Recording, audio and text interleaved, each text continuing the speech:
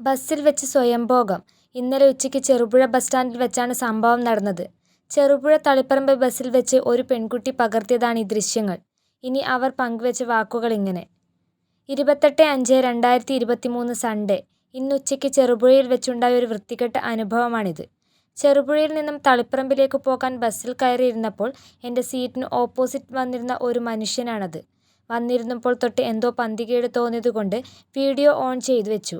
അയാളെ തിരിഞ്ഞു നോക്കാനുള്ള ധൈര്യം അപ്പോൾ ഇല്ലായിരുന്നു. കാരണം ബസ്സിൽ ഞാനും അയാളും മാത്രമേ ഉണ്ടായിരുന്നുള്ളൂ. വീഡിയോ എടുക്കുന്നത് കറക്റ്റ് കിട്ടുന്നുണ്ടോ എന്ന് എനിക്ക് അറിയില്ലായിരുന്നു. മോളെ, ഈ ബസ് എപ്പോഴാണ് പോകുന്നതെന്ന് എന്നോട് അയാൾ ചോദിച്ചു. ഒരുപക്ഷേ അയാളെ തിരിഞ്ഞു നോക്കാൻ വേണ്ടിയാകാം. അല്ലെങ്കിൽ ഈ ബസ് പോകാറായെങ്കിൽ അടുത്തു നിർത്തിയിട്ട ബസ്സിലേക്ക് ചേക്കേറാനാകാം. അങ്ങനെയൊരു ചോദ്യം. ഞാൻ അയാളുടെ മുഖത്തു നോക്കാതെ എനിക്കറിയില്ല എന്ന് പറഞ്ഞു. ഞാൻ വീഡിയോ എടുക്കുന്നുണ്ടെന്ന് മനസ്സിലായതുകൊണ്ടാകാം അയാൾ പതിയെ അവിടെ നിന്ന് എഴുന്നേറ്റ് പോയി. അതിനുശേഷമാണ് ഞാൻ വീഡിയോ നോക്കിയത്.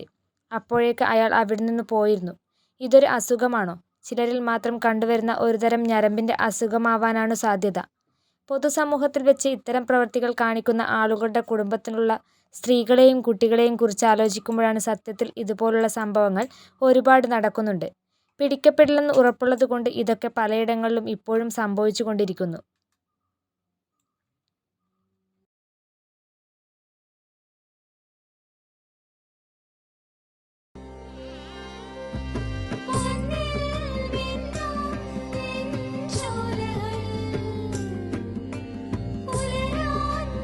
ഇതെനിക്ക് തരുവോ?